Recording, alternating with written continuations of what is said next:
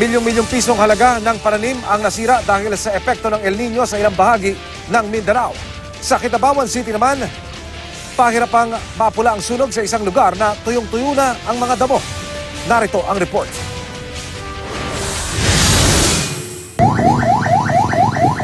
Pilit na inapula ng mga bumbero ang sunog sa gilid ng Cotabato-Davao Highway. Mabilis na kumalat ang apoy dahil tuyong-tuyo ang damo bunsod ng mainit na panahon.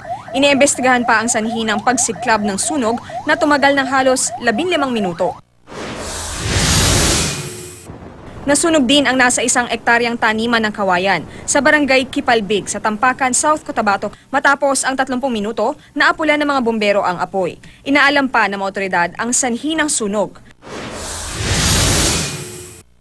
Lampas 30 milyong pisong halaga naman ng mga pananim ang nasira dahil sa kawalan ng ulan sa UP Maguindanao. Ayon yan sa Municipal Disaster Risk Reduction and Management Council, nasa state of calamity na ang bayan. Nasisira na rin ang ilang gulayan sa Ilagan City, Isabela dahil sa mainit na panahon, tulad na lang ng mga pananim na ampalaya at talong ni Nanay Nida sa UP Maguindanao. Bukod sa mga pananim, apektado rin ng mainit na panahon ang supply ng tubig ng mga residente. Sa water reservoir sa Barangay Rempes, kumukuha ng tubig ang mga residente. Ganitong oras, hapon, tapos umaga, madaling araw, kailangan mga 4 o'clock, gisingan na kay marami pa mas mauna sa amin. Victoria Tulad, GMA News.